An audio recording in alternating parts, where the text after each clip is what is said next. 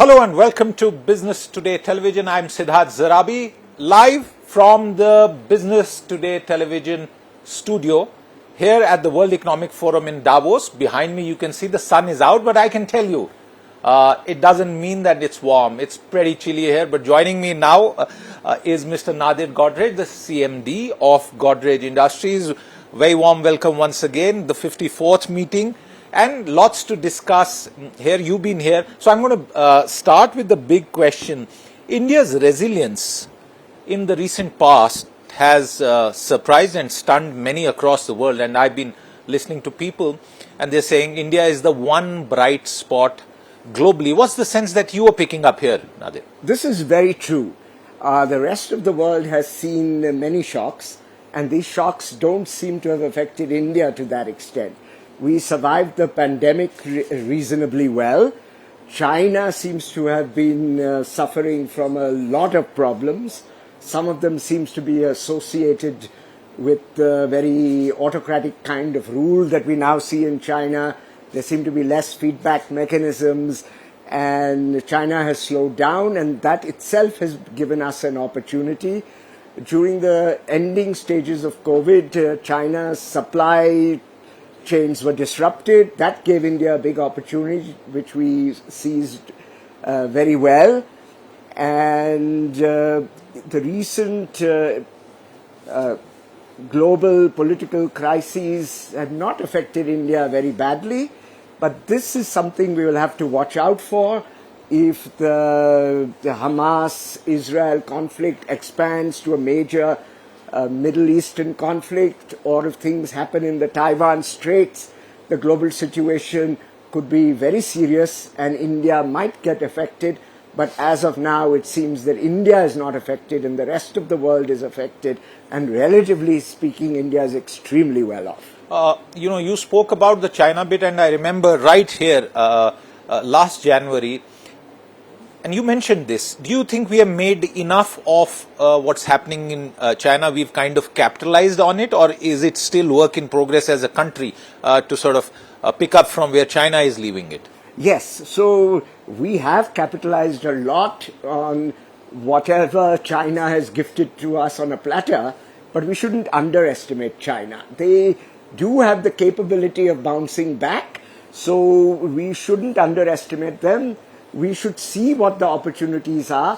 We should correct our own house to take full advantage of these opportunities, not be too complacent, but the opportunities are still there and we can take even more benefit from them. Let's come back to the point about global risk, and you touched upon it. One of the key things last year, Mr. Godrej, was the inflation that the developed world, the Western economies, had never seen. India has done a pretty good job at managing inflation. Is the global inflation shock behind us? What's your own sense as someone who understands global supply chains? Right. Many people expect that the global inflation shock is moderating, but there are no clear signs of it as of yet. Even the latest numbers from the US are not all that promising. It's still possible. Many people expect US interest rates to fall. I think the Reserve Bank will be even more careful. Indian inflation has stabilized, but it's not really coming down. And surprisingly, the rupee has been very steady at around 83. And I sincerely hope that the rupee will stay that way. I know there are many people who like a weak rupee in India. I am not a fan of a weak rupee. And why is that? Because a weak rupee is the cause of the inflation. So it's good to have a strong rupee. It's good to live with it. And people who have low value, who have high value added exports like a weak rupee. People like us who have moderate value-added exports and are dependent on imported raw materials don't like a weak rupee. Absolutely, and since you're talking about companies like yours, I want to get you to talk about real estate. 2024, last 2-3 years, we've seen several facets operating in the real estate market, and one of them was premiumization, large apartments, prices going up. What's your sense about the real estate cycle today? The real estate cycle seems to be going on very well. It's partly due to the very good Indian economic growth.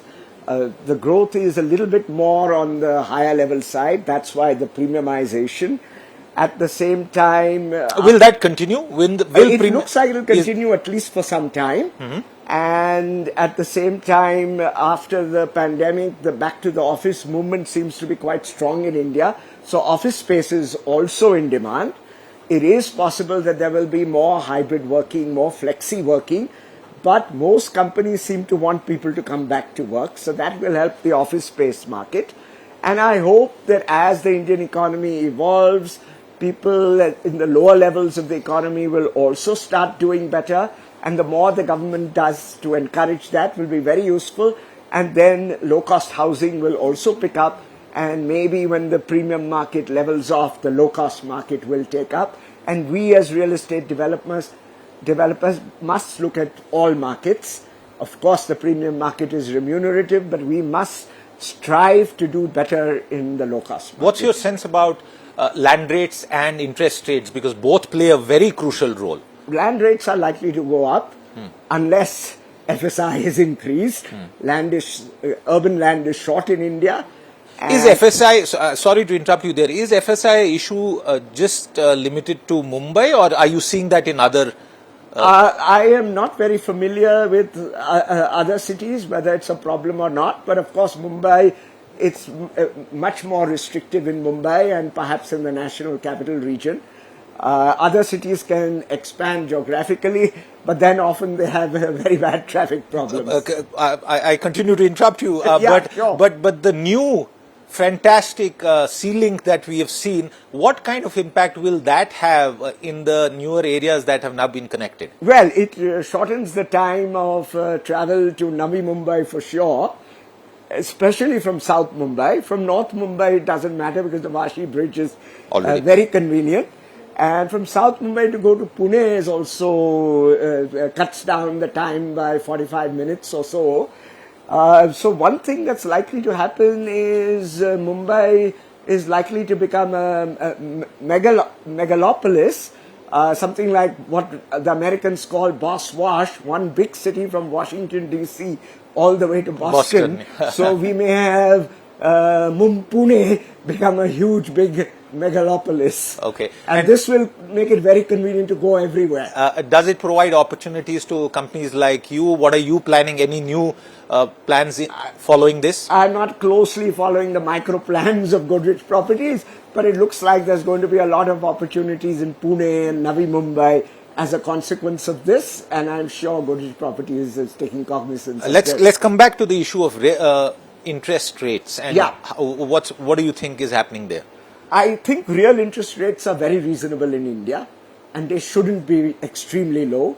They're about 2 to 3%, and the RBI will track it. The RBI won't be in a hurry. If inflation falls rapidly and the RBI is a little slower, real interest rates may go up slightly, but it's better that the RBI plays it safe, and we should look for low interest rates only when inflation comes down. And we shouldn't obsess about nominal interest rates as long as the real interest rates are reasonable. We should keep investing as long as real interest rates are reasonable. This is also going to be an election year, not just in India, but globally. Several dozen elections that are significant, among them, of course, the big ones like the United States and our own Lok Sabha elections. Right. How much of that will have an impact as far as the broader economic trends are concerned? It can always have an impact. Elections can spring surprises, and there is a global trend for less liberal democracy. This is seen in many countries, and if any country loses its democracy or its democracy becomes an electoral autocracy rather than a true democracy where opposition and ruling party can come to a consensus, this is a big danger for the world, and we don't know what consequences it will have. And if it leads to any wars and massive geopolitical problems, then of course we will see a slowdown. And if it leads to a nuclear war, things are going to be bad. Also, if it means that we take less action on climate change, that could be a problem for the whole world. I want to talk briefly about Godrej Agrovet. and through that your own sense about how the agriculture economy is performing in the country. We've seen a sustained effort at the state level, at the central level, but agriculture is a sector that sort of takes time to influence through any policy. What's your own sense? One of the problems is that climate change is affecting agriculture pretty badly. There are other big factors. The government is doing a lot of very positive things. The oil palm policy is something that's going to have a huge impact. We have an oil palm business, and we have made it into a very sustainable oil palm business. Another good thing is we have our Samadhan centers where we work very closely with our farmers. We try to make them at the same time more efficient and more sustainable. We do soil testing. We advise them what fertilizers to use. Overuse of fertilizers causes wastage and pollution. If you carefully test, make the right recommendations, recommend regenerative agriculture, soil health. We give them material from our own palm oil waste to put organic matter into the soil, which means that carbon is sequestered and the soil health improves and productivity improves. This is a win-win. Where we have a close connect with our farmers like oil palm, it's very easy to do, but there are ag-tech companies who are capable of doing that with any farmer, and India suffered from the lack of scale. But now that's irrelevant because we are no longer in the scale economy, we are in the network economy. And there is no reason why our small-scale farmers cannot be networked, advised, become highly productive, and then agricultural productivity will rise and sustainability of agriculture will be much better. And I'm really looking forward to that. One of the things about you, and since you mentioned scale, I want to take that up. Your company is one of the biggest players in the animal feed space. Offer us some more details. How's that doing, and what are the expansion plans in this regard? Right. Now, animal feed and animal husbandry has come under attack because it is seen as being wasteful, seen as not being sustainable. Cows do a lot of emission of methane, but all these problems can be solved. We have a new breed of cows which are very high yielding, and surprisingly it turns out that because they are high yielding and we have made very efficient feeds with bypass protein, therefore for the same amount of milk you have to feed less material.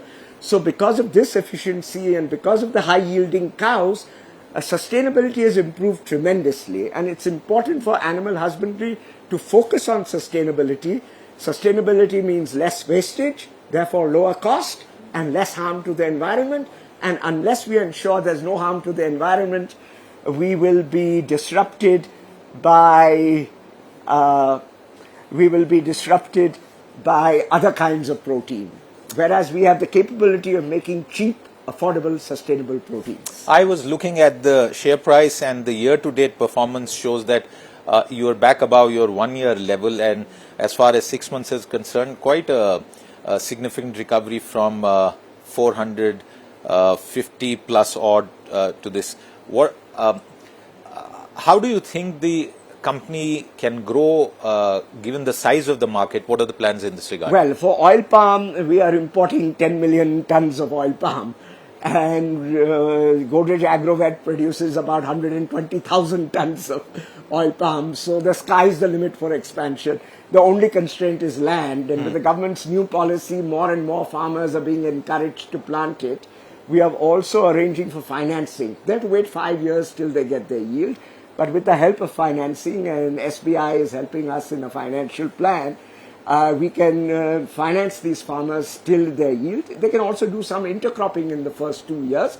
Plus, as the trees grow, they can sell carbon credits. We will try and help them with that as well. So the challenge in oil palm is to get over those first 5 years with loans, with carbon credits, with intercropping. If the farmers get past that time, their later income is far higher than they could get from any field crop. All right. Mr. Godrej, as we wind down our conversation and come back to Davos, because we had briefly digressed into details of your company. You've been here, you're a veteran, and the theme of India everywhere continues. If you walk down the promenade, a a large part of the promenade is dominated by Indian IT companies who just beyond their business are actually brand ambassadors for Yes, India. yes. Tell our audience back home how different or how similar is the India everywhere at Davos this time round? India is everywhere at Davos. It's of course the IT companies, it's all the state governments, it's the Indian government and its CII, all in close proximity on the promenade. And India is definitely there. And the weather in Davos is a metaphor for cautious optimism. It's very, very chilly, but the sun is shining brightly above me. Well, and it is Makar Sankranti, so It's Makar Sankranti. so the sun had to shine, and, Yes. and we've just kicked off BTTV's rolling coverage over the next 5 days Yes. here with Mr. Nadir Godrej. Right. Now that is Makar Sankranti, the days are going to get longer. And the warmest good wishes to all our viewers all across India, wherever you are, Pongal and other festivals that are being celebrated. We wish you all the very best. Mr. Godrej, thank you very much for your time. Thank you very much, and I also would like to wish your viewers a wonderful time.